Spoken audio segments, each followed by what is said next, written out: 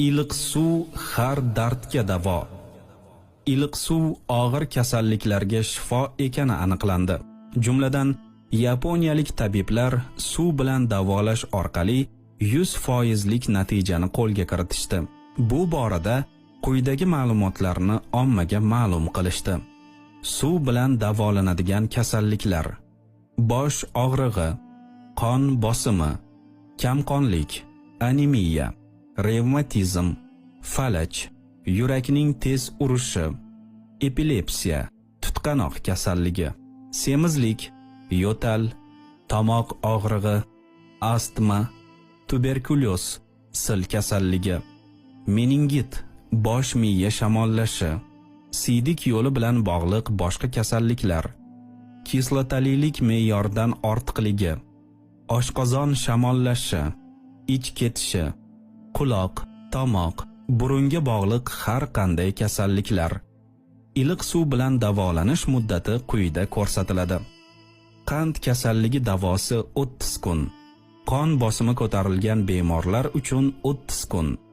Oshqozon kasalliklari 10 kun. Turli saraton kasalligi davosi 9 oy. Tuberkulyoz, meningit 6 oy. Qabziyat, qorin og'rig'i 10 kun. Siydik yo'liga bog'liq turli kasalliklar 10 kun. Quloq, tomoq, burun kasalliklari 20 kun. Hayz bilan bog'liq kasalliklar 15 kun. Yurak kasalliklari 30 kun. Bosh og'rig'i 3 kun. Anemiya 30 kun. Semizlik 4 oy. Falaj, epilepsiya, tutqanoq 9 oy. Astma 4 oy. Suv bilan davolanish usuli quyidagicha. Har kuni erta tongda 4 stakan 800 gram iliqdan sal issiqroq suv och qoringa ichiladi.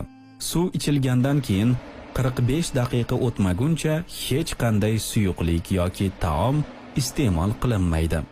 Nonushtadan keyin har safar iste'mol qilinadigan taomdan 2 soat oldin 4 stakan iliq suv ichiladi. Suv ichgach 2 soat kutishga qiynalgan bemorlar boshlanishiga vaqtni bir oz kamaytirib, masalan, 1 soatdan so'ng ovqat yeyishlari mumkin. Ziyovuddin Rahimning Baxtli hayot sari kitobidan.